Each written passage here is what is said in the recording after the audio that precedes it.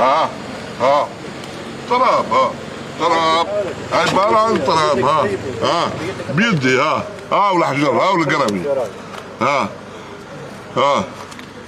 احفر بيدك تحفر، بيطون. وقتها بناوة خويا هذا، وقتها بناوة. هذا اون 2012 احنا سكننا هنا، سي ان بروجي تاع لو بي جي. لي فوال هذوما ولا لي مير سوتيانمون هذوما ولي زا سينيالي ديجا حنايا باسكو علاش؟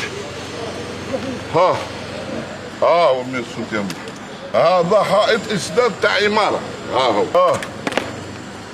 هو حائط اسناد، هو شتاه.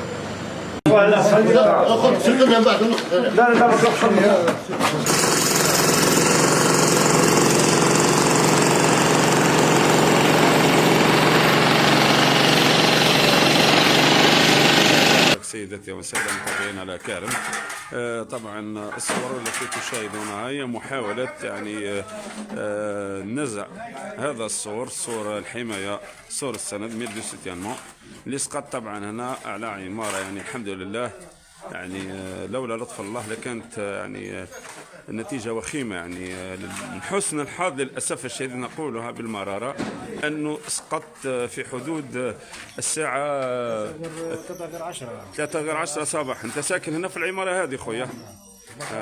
طبعا نذكر وأعيد، الحي هذا في حي 200 مسكن ببلدية سيدي عمار. كلش على عينيك، نسمى درك الطريق راهي في حاله، احنا اسمه الدروج ما في حاله، الديار في حاله، الداخل في الديار بعد في حاله لا يرثى لها. بوركونسيتي جديده ماهيش قال العبد قال عندها 20 سنه ولا 40 سنه، قال الانسان حتى كي تصل الكوارث يقولوا معليش الله غالب قدر الله. وقتها سكنتوا هنا انتم؟ احنا في 2012 سما رانا حي جديد، يعني ماهوش قال عنده مده ولا كيما راك تشوف درك. حتى الغفال هذا مع الوقت ما حز يطيح، هذا راهو خدم هذا ثاني ما قالوش يروح حتى ذاك كيف.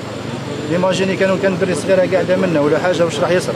الانسان لما تمد مراه بالكرش عدات ولا حاجه الخلعه تاعها برك فهمت وراك، الانسان كان راقد ما فهمنا فيها والو. الضربه هذيك تقول سبحان الله، قول ما فيش صراحه. متاسف هنا يعني حي جديد، راك تشوف هنا هاي وربي يطفطر ما الدنيا كل تروح تتخذ تشوف طرقها ما عندهاش، تشوف فيها طرق مكسره، طريق جديد ما عندوش. يعني متاسف كاين السلطات لازم تشوف لنا حل الحوايج هذه.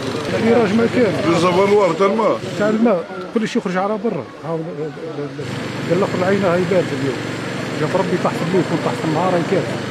احنا نطلبوا ان شاء الله من الوالي يجي يزورنا، الوالي كذلك يجي يزورنا باش يشوف كان له يقول له جابوا له ميزان قال له كاين الحاجه هذيك مخدومه هذيك كي يشوف يطمئن.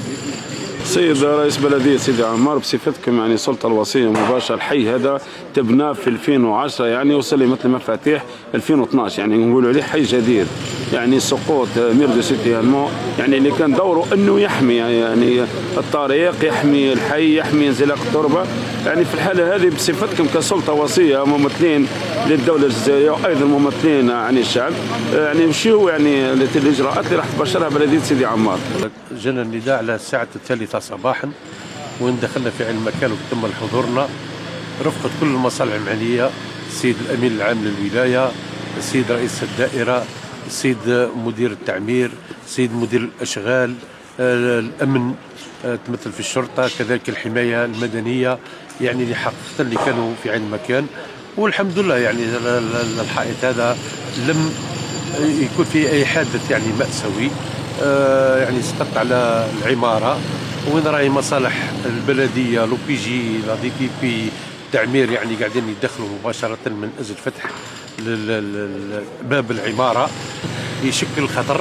يعني العملية راهي متواصلة إن شاء الله وهذا تحت إشراف سيد الوالي ولاية عنابة اللي تبع مباشرة هذه العملية. الإجراءات اللي راح تبذلها أن الخبير يعني سي تي سي حاضرين، حتى هم حضروا معنا في عين المكان في الوقت وسيل على ساعة نقولوا 4 تاع الصباح كانوا هنا، وراح يجريوا فحوصات يعني تقنية على هذا المير سوتيانمون، على أساس أنه فلربما تكون في تدخلات ونشوفوا الخبرة واش تمد، على أساس أنه إن شاء الله تكون في إصلاحات كبيرة لهذا الحي إن شاء الله. السيد رئيس بلدية سيدي عمار أحمد بومعزة، شكرا.